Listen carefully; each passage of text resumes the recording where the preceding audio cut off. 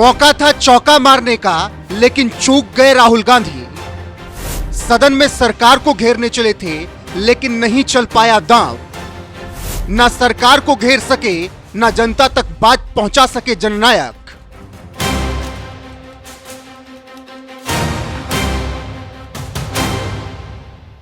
Operation सिंदूर को लेकर जब सदन में चर्चा शुरू हुई तो विपक्ष के पास मौका था सरकार को घेरने का, जनता तक अपनी आवाज पहुंचाने की। लेकिन नेता प्रतिपक्ष राहुल गांधी ने लोकसभा में ऑपरेशन सिंदूर पर बहस के दौरान एक महत्वपूर्ण अवसर गंवा दिया, जहां वो सरकार को प्रभावी ढंग से घेर सकते थे। लेकिन उनकी रणनीति और भाषण में कई कमियां एक बार फिर से दिखी, जिसके कारण उनकी बात जनता तक सही ढंग से पहुंच नहीं पाई। सुनाएंगे राहुल गांधी ने सदन में क्या कुछ कहा, लेकिन उससे पहले 5 पॉइंट में जानिए राहुल गांधी लोकसभा में भाषण के दौरान कैसे फेल हो गए। कहानी बनाने में असफल हुए। जनता तक बात पहुंचाने के लिए राहुल गांधी लोकसभा में बोलते हुए कहानियों का सहारा हमेशा लेते हैं। इस बार भी उन्होंने पहलगाम हमले में प्रभावित परिवारों और अन्य अनुभवों की कहानियां सुनाने की कोशिश की, लेकिन उनकी बातें प्रभावहीन रही। उनकी कहानियां ना तो स्पष्ट थी और ना ही वो किसी ठोस निष्कर्ष तक पहुंच पाई। सेना को खुली छूट का गलत तर्क। राहुल ने कहा कि सेना को ऑपरेशन सिंदूर जैसे अभियानों में पूरी स्वतंत्रता होनी चाहिए, क्योंकि सैनिक शेर हैं और उन्हें पिंजरे में नहीं रखा जा सकता। इस बयान ने सत्ता पक्ष को मौका दिया और कांग्रेस काल के दौर की यादें मोदी सरकार ने दिला दी कि कैसे उस वक्त सेना को छूट नहीं दी जाती थी। ट्रंप के नाम पर नहीं खेल पाए। राहुल का भाषण डोनाल्ड ट्रंप के बयानों और सीज फायर पर रहा, जो जनता के लिए उतना प्रासंगिक नहीं था। राहुल ने ट्रंप के बयानों को बार बार इससे पहले भी उठाया, जो विदेश नीति की जटिलताओं में उलझ गया। यह सामान्य जनता की चिंताओं जैसे आतंकवाद के खिलाफ कार्रवाई और सुरक्षा से नहीं जुड़ पाया, जिससे उनका भाषण कम प्रभावी लगा। सुरक्षा और रणनीति के मुद्दों को नजरअंदाज किया। राहुल के पास बहुत अच्छा मौका था कि सरकार को सुरक्षा चूक और रणनीतिक कमियों पर घेर सके। पहलगाम हमले में खुफिया विफलता और आतंकियों के संवेदनशील क्षेत्र में घुसने जैसे मुद्दे जनता से सीधे जुड़े थे, लेकिन राहुल गांधी ने इन मुद्दों को गहराई से नहीं उठाया। वो लगातार ट्रंप और सीज फायर में ही उलझे रहे। इससे वो जनता की अपेक्षाओं पर खरे नहीं उतरे। आतंकी हमले को युद्ध न मानने की विडंबना। राहुल ने तर्क दिया कि पहलगाम आतंकी हमले को सरकार ने युद्ध क्यों मान लिया। आतंकी हमले को युद्ध मानना रणनीतिक गलती थी। ये तर्क कई लोगों को गलत लगा, क्योंकि भारतीय जनता आतंकी हमलों को गंभीर खतरे के रूप में देखती है। अगर सरकार इसे युद्ध ना मानती तो ऑपरेशन सिंदूर जैसे साहसिक कदम जैसे आतंकी ठिकानों को 100 किलोमीटर अंदर जाकर नष्ट करना संभव ना होता।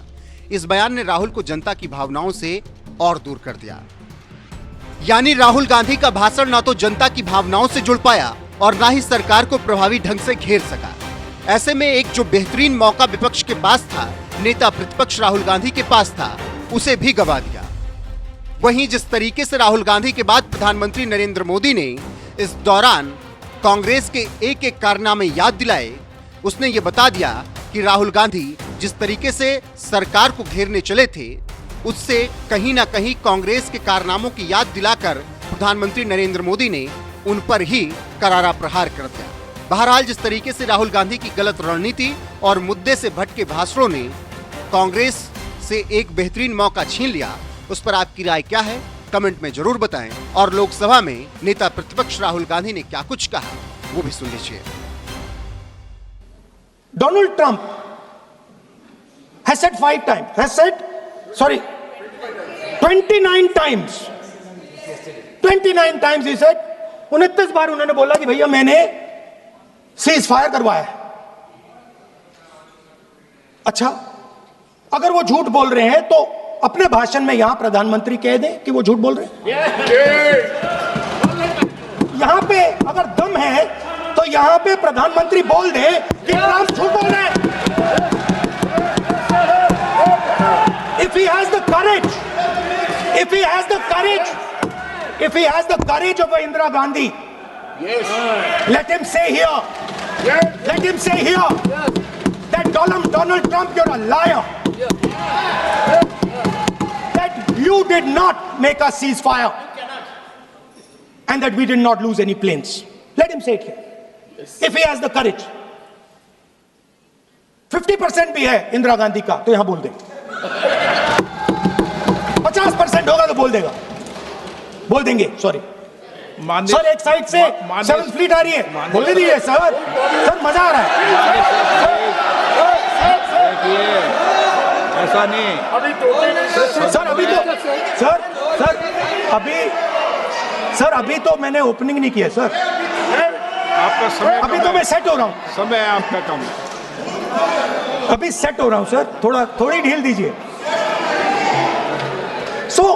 अगर दम है, अगर सचमुच में दम है, तो आज शाम यहां प्रधानमंत्री को कह देना चाहिए Donald Trump is a liar, झूठ बोल रहा है डोनाल्ड ट्रंप।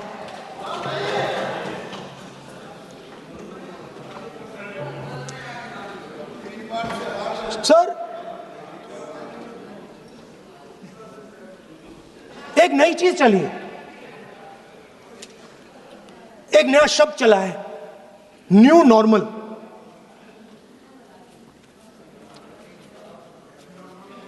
कि न्यू नॉर्मल है, एक्सटर्नल अफेयर्स मिनिस्टर नहीं है बट वो यूज करते हैं। भाषण में उन्होंने कहा कि सारे के सारे देशों ने टेररिज्म को कंडेम किया है, एब्सोल्युटली 100% करेक्ट। मगर उन्होंने यह नहीं बताया कि पहलगाम के बाद एक भी देश ने पाकिस्तान को नहीं कंडेम किया है। Not a single country has condemned Pakistan. Everybody has condemned terrorism. What does it mean? That the world is equating us with Pakistan. Earlier, when the UPA government was there, it was very clear Pakistan is promoting terrorism. And they used to condemn Pakistan for promoting terrorism. Now, not a single country has condemned. Acha, very interesting, another fact.